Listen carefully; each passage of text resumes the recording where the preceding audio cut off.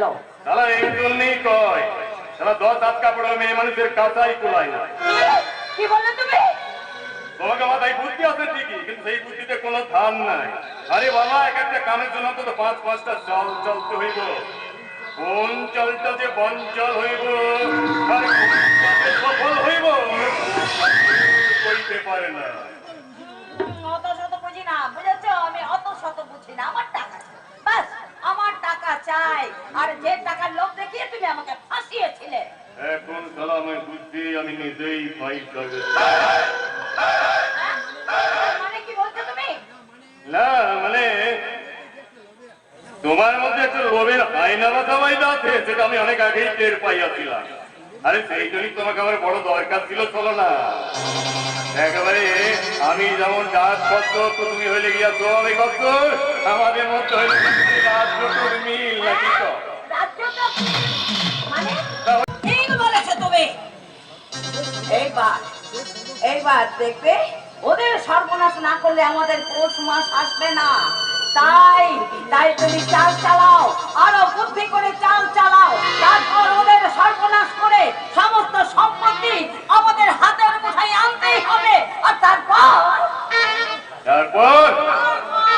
আমরা দুই রাজ্যটাকে মিলে ছাড়তে ঢোলে বাজাতে বাজাতে গাইব, বল হরি বল হরি বল, বল হরি বল।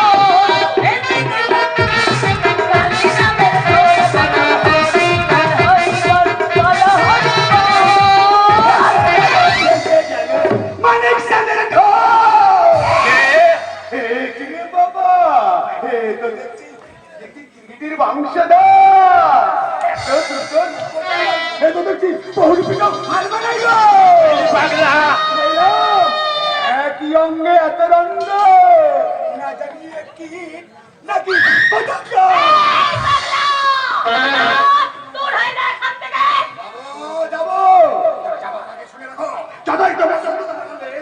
শয়তানের চেহারাটাকে লুকোবার চেষ্টা করো না কেন?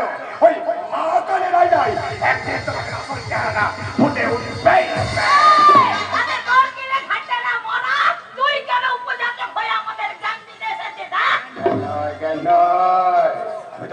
সাবধান করতে এসেছে।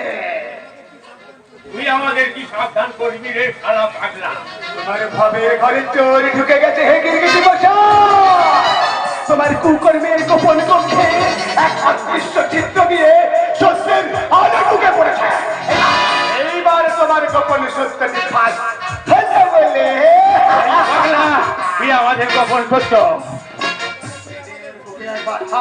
স্মরণ করে দেখো তো, স্বার্থের মোহে কোন সত্যকে তুমি গোপন করেছ? সম্পদের লোভে কোন বিশ্বাসকে তোমরা খুন করছ? তোমরা একটি বেঈমান, তোমরা বিশ্বাসঘাতক, তোমরা একটি খুনি। এবার তোকে খুন কইরা শালা সত্যিকারের খুনি সাজবো রে শালা পাগলা। তার তুমি পারবে না হে গিরগিটি মশাই, তার তুমি পারবে না। কারণ তোমার গোপন সত্য যে ভিত্তা ভিতের উপরে দাঁড়িয়ে আছে, সেই ভিত্তা আমি নাচিয়ে দিয়েছি। আর যে মুখোশের আড়ালে তোমরা তোমাদের শয়তানের চেহারাটাকে লুকিয়ে রেখেছো, সেই মুখোশটা আমি টেনে খুলে ফেলেছি। বারে বারে ঘুঘু তুমি খেয়ে যাও ধান, এইবার ঘুঘু তোমার পাতে বাপরা। শুনে রাখো, আমাকে বলতে পেরেছে বকুলে বাড়ি শেষে